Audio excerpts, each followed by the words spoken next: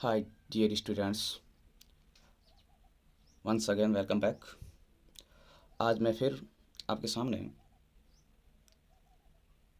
सामाजिक विषय के टॉपिक गुप्तकालीन सांस्कृतिक उपलब्धियों के संबंध में चर्चा करने के लिए उपस्थित हूँ। चलिए आते हैं हम आज बात करते हैं हम गुप्तकालीन सांस्कृतिक उपलब्धियाँ और गुप्तकालीन समाज के बारे में। तो चलिए हम चर्चा करते हैं। इससे पहले हमने पढ़ा था गुप्तकालीन जो शासक थे और उस शासकों की क्या उपलब्धियाँ रही थी, इसके बारे में बात की थी। और आज हम उससे अगला टॉपिक लेते हैं, गुप्तकालीन सांस्कृतिक उपलब्धियाँ। गुप्तकालीन सांस्कृतिक उपलब्धियाँ यानी गुप्त काल के अंदर कौन कौन सी चित्रकला धार्मिक दृष्टि से उपलब्धियाँ रही थी, उसके बारे में विस्तृत चर्चा करेंगे हम इस इकाई के अंतर्गत। बात करते हैं गुप्तकालीन सांस्कृतिक उपलब्धियां, जिसके अंदर हम सबसे पहले बात करते हैं गुप्तकालीन सम्राटों के बारे में। गुप्तकालीन सम्राटों के अंदर हमने बात की थी सब इससे पहले कि गुप्त जो वंश है उसकी स्थापना श्री गुप्त के द्वारा की गई थी और उसके बाद में उस वंश का शासक घटोत्कच बना था और उसके बाद में चंद्रगुप्त प्रथम इस गुप्त काल का वास्तविक संस्थापक बना था। तो इसके अंदर गुप्तकालीन जो शासक थे वो वैदिक धर्म को मानते थे। मुख्य रूप से सांस्कृतिक उपलब्धियों के अंदर हम बात करें तो सबसे पहली उपलब्धि के रूप में हम बात करेंगे तो हम ये बात करेंगे कि गुप्त सम्राट थे या जो गुप्त शासक थे वो गुप्त शासक वैदिक धर्म को मानते थे। किस धर्म को मानते थे? वैदिक धर्म को मानते थे। तो गुप्त वंश के शासक तो वैदिक धर्म को मानते थे, लेकिन वे सभी धर्मों को भी समान रूप से प्रश्रय देते थे, आश्रय देते थे, यानी सभी धर्मों का समान रूप से आदर करते थे। इसलिए उस काल के अंदर जैन और बौद्ध धर्म को भी उन्होंने विशिष्ट तौर पर आश्रय दे रखा था। इसका उल्लेख भी हमारे को उस काल के अंदर चंद्रगुप्त जो सेकंड था, शासक था गुप्त काल, उसके समय चीनी यात्री फायान भारत आया था। तो इस आधार पर हम कह सकते हैं गुप्त शासकों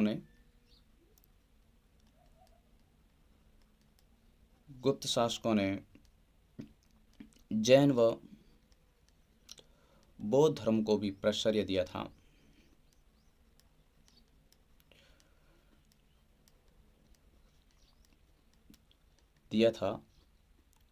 इसका मतलब ये धार्मिक रूप से कट्टर नहीं थे, यानी सभी धर्मों का समान रूप से आदर करते थे गुप्तकालीन शासक। चंद्रगुप्त सेकंड के समय एक चीनी यात्री आया था जिसका नाम था फायान। चंद्रगुप्त सेकंड के काल में चीनी यात्री जिसका नाम था फायान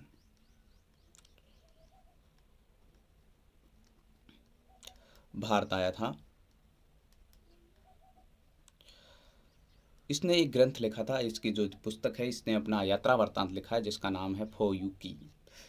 ठीक है, तो हम बात करते हैं इस फायान का यात्रा वृत्तांत किस नाम से जाना जाता है। यात्रा वृत्तांत जो अपनी पुस्तक लिखी थी उसका नाम था फो यू की। इस पुस्तक के विवरणानुसार हमारे को ये ज्ञात होता है कि गुप्तकालीन जो साम्राज्य था वो बहुत पूर्ण रूप से अनुशासित था और इस काल के अंदर, गुप्त काल के अंदर अपराध भी बहुत ही कम होते थे। इसका जानकारी हमारे को किससे मिलती है? फाहयान के द्वारा रची गई जो पुस्तक है फो यू की, इससे जानकारी मिलती है कि गुप्त काल जो था, गुप्त कालीन साम्राज्य पूर्ण रूप से अनुशासित था। अनुशासित था। ये जानकारी कौन देता है? हमारे को ये फाहयान द्वारा रचित फोयू की ग्रंथ, इससे जानकारी मिलती है कि गुप्तकालीन साम्राज्य पूर्ण रूप से अनुशासित था और इस काल के अंदर अपराध भी बहुत ही कम हुआ करते थे। इसका उस समय राजकाज की जो भाषा थी, गुप्तकालीन जो राज कार्य होता था, राजकाज की भाषा, वो भाषा थी संस्कृत। राजकाज की भाषा कौन सी थी? संस्कृत थी। राजकार्य सारपूर्ण संस्कृत भाषा में हुआ करता था। इस काल के अंदर महत्वपूर्ण रचनाएं लिखी गई। तो उस काल के अंदर, गुप्त काल के अंदर प्रमुख लेखक और उनके द्वारा लिखी गई प्रमुख रचनाएं कौन सी थी? तो मैं यहाँ पर एक तरफ लिखता हूँ लेखक का नाम और दूसरी तरफ उसकी रचनाओं के नाम लिखता हूँ कि इस गुप्त काल के अंदर महत्वपूर्ण लेखक कौन कौन से हुए। कई सारे लेखक हुए और कई सारी रचनाएं लिखी गई, उसके अंदर महत्वपूर्ण 2-4 मैं लेखकों के नाम लिखता हूँ। और इसके अंदर सबसे पहला महत्वपूर्ण जो लेखक था उसका नाम था कालिदास, कवि सु कालिदास। कालिदास के द्वारा इस गुप्त काल के अंदर जो कालिदास था, जो चंद्रगुप्त द्वितीय के जो नवरत्न थे उस नवरत्नों में से एक था। उसके द्वारा महत्वपूर्ण रचनाएं लिखी गई, जिसके अंदर एक नाम आता है ऋतुसंहार और मेघदूत। ये गीति काव्य थे, खंड काव्य। और इसके अलावा इसके द्वारा लिखे गए महाकाव्य थे कुमार संभव और रघुवंशम। ये इसके महाकाव्य, इस कालिदास के द्वारा लिखे गए महाकाव्य थे, उपन्यास। और इसके अलावा इसके द्वारा 3 नाटक लिखे गए थे और नाटकों के अंदर नाम आता है मालविकाग्नि मित्रम, अभिज्ञान शाकुंतलम। जो नाटक था वो विश्व का सबसे श्रेष्ठ नाटक था, और विक्रमोर्वशीयम। ये 3 नाटकों की रचना किसके द्वारा की गई थी? कालिदास के द्वारा। कालिदास के प्रमुख ये जो रचना है ऋतुसंहार मेघदूत खंड काव्य है, और कुमार संभव रघुवंशम ये महाकाव्य है, और मालविकाग्नि मित्रम, अभिज्ञान शाकुंतलम और विक्रमोर्वशीयम ये 3 नाटकों की रचना कालिदास के द्वारा की गई। इसके अलावा एक और गुप्त काल का एक कवि आता है, लेखक आता है, जिसका नाम है विशाखदत्त या विशाखदत्त। विशाखदत्त के द्वारा लिखी गई पुस्तक जिसका नाम है मुद्रा राक्षस, और देवी चंद्रगुप्तम,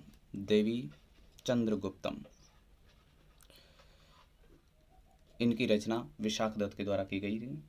और एक नाम आता है शूद्रक का। शूद्रक के द्वारा मृच्छकटिकम कृति लिखी गई।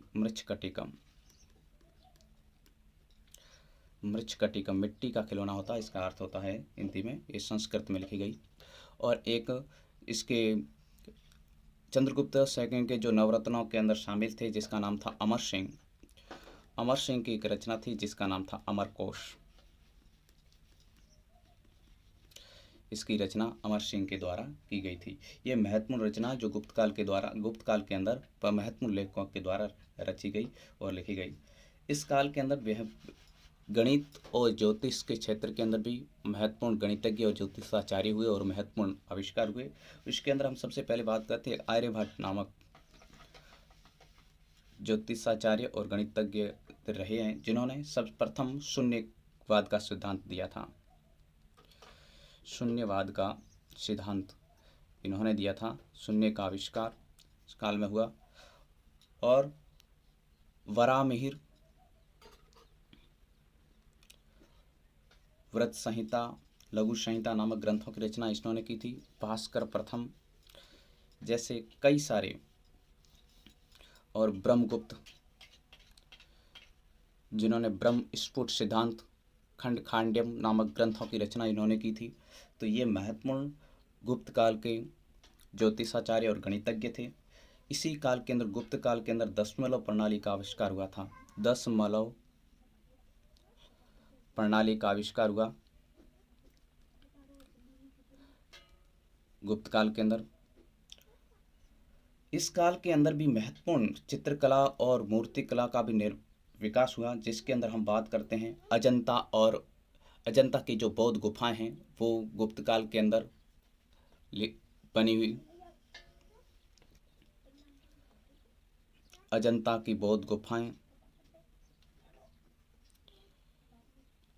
अजंता की बौद्ध गुफाओं, जिसके अंदर जो विभिन्न प्रकार के चित्र बने हुए हैं।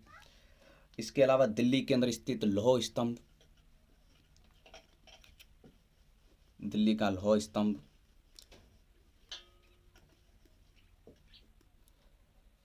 इसके अलावा नालंदा के अंदर 80 फुट ऊंची बुद्ध प्रतिमा बनी हुई है। नालंदा की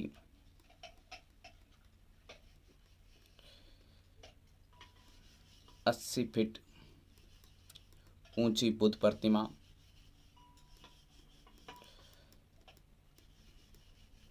इसके अलावा एक सुल्तानगंज के अंदर 7.5 फीट ऊंची बुद्ध प्रतिमा तांबे की बनी हुई है, वो जो श्रेष्ठ मूर्ति कला का उदाहरण प्रस्तुत करती है। सुल्तानगंज के अंदर, सुल्तानगंज में 7.5 फीट ऊंची तांबे से निर्मित तांबे की बुद्ध प्रतिमा जो गुप्तकालीन सर्वश्रेष्ठ चित्रकला और मूर्तिकला के उदाहरण प्रस्तुत करते हैं। ये तो गुप्तकालीन महत्वपूर्ण सांस्कृतिक उपलब्धियां, और गुप्तकाल के अंदर एक बार और दृष्टि डालिए कि गुप्तकाल के अंदर किस प्रकार से सांस्कृतिक उपलब्धियां थी। हम बात करते हैं गुप्तकालीन शासक किस धर्म को मानते थे, वैदिक धर्म को मानते थे, लेकिन फिर भी गुप्तकालीन शासकों ने जैन और बौद्ध धर्म दोनों को ही समान रूप से आश्रय दिया था, यानी इसका मतलब ये धर्मनिरपेक्ष थे और सभी धर्मों का समान रूप से आदर करते थे। चंद्रगुप्त सेकंड के काल में चीनी यात्री फायान भारत आया था, और फायान जो अपना यात्रा वृत्तांत लिखता है उसका नाम फोयुकी है, जिसके अंदर वो बताता है कि गुप्तकालीन साम्राज्य पूर्ण रूप से अनुशासित था और यहाँ अपराध भी बहुत ही कम हुआ करते थे। गुप्तकालीन शासकों की और राजकाज की भाषा संस्कृत थी, और इसीलिए इस काल के अंदर सभी जो अधिकांश तो रचना है जो संस्कृत भाषा में लिखी गई, जिसके अंदर प्रमुख लेखक कालिदास, जिन्होंने ऋतुसंहार, मेघदूत, दूत, कुमार संभव, रघुवंशम, मालविकाग्निमित्रम, अभिज्ञान शाकुंतलम और विक्रम और वंश्यम नामक रचनाएं रची। विशाख दत्त के द्वारा मुद्रा राक्षस और देवी चंद्रगुप्तम नामक कृतियां लिखी गई। क्षुद्र के काम वृक्षकटिकम, अमर सिंह का अमरकोश, ये महत्वपूर्ण रचनाएं थी इस काल के। इसी काल के अंदर, गुप्त काल के अंदर सर्वप्रथम आर्यभट्ट ने शून्यवाद का सिद्धांत दिया। इसी काल के अंदर महत्वपूर्ण जो गणितज्ञ और ज्योतिषाचार्य हुए, जिसके अंदर वराहमिहिर, भास्कर प्रथम, ब्रह्मगुप्त जैसे गणितज्ञ हुए। इसी काल के अंदर दशमलव प्रणाली का आविष्कार हुआ। इस काल के अंदर अजंता के अंदर बौद्ध गुफाओं का निर्माण, दिल्ली का लौह स्तंभ का निर्माण, नालंदा के अंदर जो मैदान है उसके अंदर प्रांगण के 80 फीट ऊंची बुद्ध की प्रतिमा बनी हुई है। सुल्तानगंज के अंदर 7.5 फीट ऊंची तांबे की बुद्ध प्रतिमा बनी हुई है, जो इस काल के श्रेष्ठ मूर्ति कला और चित्रकला के सर्वश्रेष्ठ उदाहरण प्रस्तुत करते हैं। आइए इसके बाद में इस काल के अंदर भी जो हमारे समुद्रगुप्त है, उसने भी अश्वमेध, कुमारगुप्त और समुद्रगुप्त ने अश्वमेध यज्ञ भी किए थे। इस काल के अंदर कुमारगुप्त और समुद्रगुप्त के द्वारा अश्वमेध यज्ञों का आयोजन भी इस काल के अंदर किया गया था।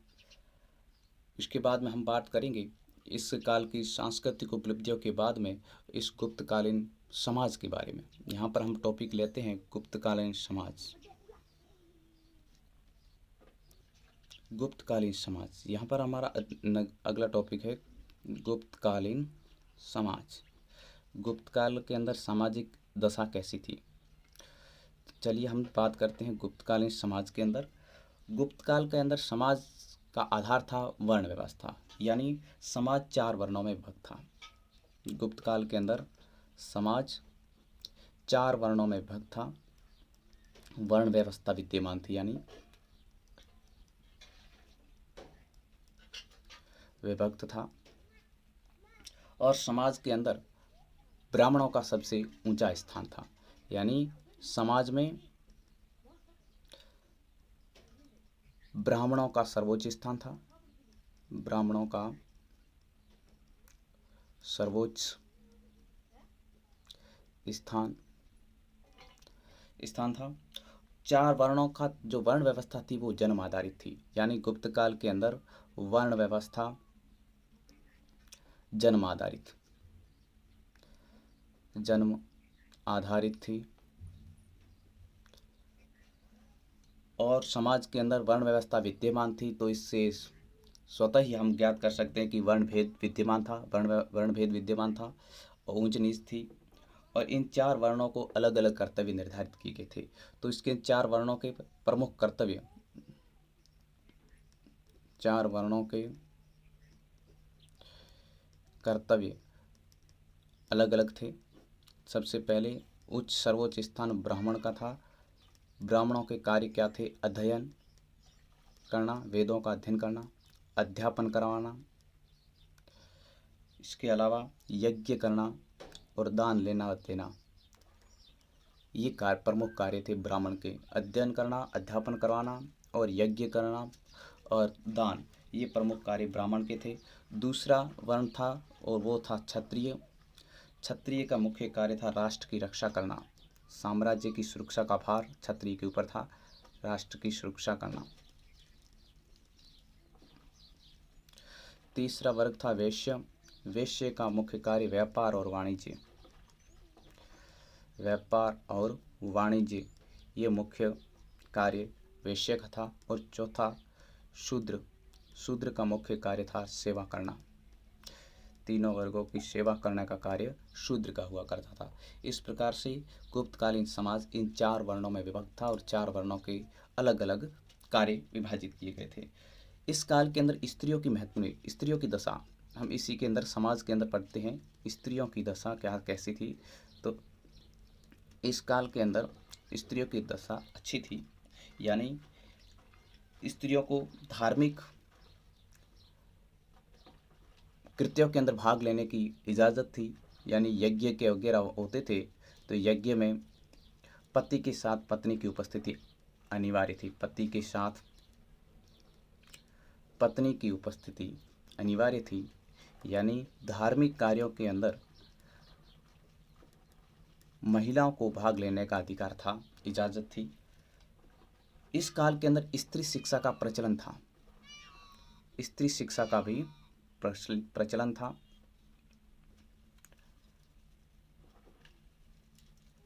इस काल के अंदर प्रदा प्रथा नहीं थी, बाल विवाह नहीं होते थे और दहेज प्रथा भी विद्यमान नहीं थी। तो यानी इस काल के अंदर महिलाओं का महत्वपूर्ण स्थान था और इसलिए दहेज प्रथा, बाल विवाह और पर्दा प्रथा विद्यमान नहीं थी, विद्यमान नहीं थी। इस काल के अंदर 8 प्रकार के विवाहों का प्रचलन था। 8 प्रकारों के विवाह प्रचलित थे। स्वयंवर प्रथा भी विद्यमान थी, यानी स्वयंवर चुनने की इजाज़त थी महिलाओं को, लड़कियों को स्वयंवर प्रथा विद्यमान थी।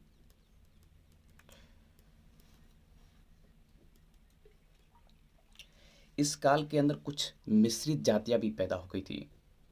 मिश्रित जातियां, जो मिश्रित जातियां थी वो मिश्रित जातियां उच्च और निम्न वर्ग के संयोग से, यानी उच्च वर्ग का लड़का या निम्न वर्ग की लड़की के साथ में विवाह से होने से, या निम्न वर्ग के लड़के का उच्च वर्ग की लड़की के साथ में विवाह होकर के जो नई जातियां बनी थी, उसके अंदर मूर्धाव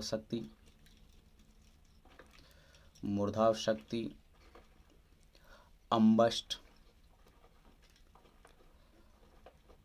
पराशव आदि कई मिश्रित जातियां भी गुप्तकाल के अंदर सामने आई। इस प्रकार से गुप्तकालीन जो समाज था वो इस तरीके से व्यवस्थित था। गुप्तकालीन साहित्य के अंदर स्त्रियों को आदर्श रूप प्रस्तुत किया गया है। गुप्तकाल के अंदर स्त्रियों की एक महत्वपूर्ण स्थिति थी, अच्छी स्थिति थी, आदर के साथ में उनका सम्मान किया जाता था। इस तरीके से ये गुप्तकालीन सांस्कृतिक उपलब्धियाँ और ये गुप्तकालीन समाज, ये 2 महत्वपूर्ण टॉपिक हमारे कंप्लीट होते हैं। आशा करता हूँ कि आपको ये महत्वपूर्ण टॉपिक आपको अच्छी तरीके से समझ में आ गए होंगे। फिर मिलेंगे अगली इकाई के साथ।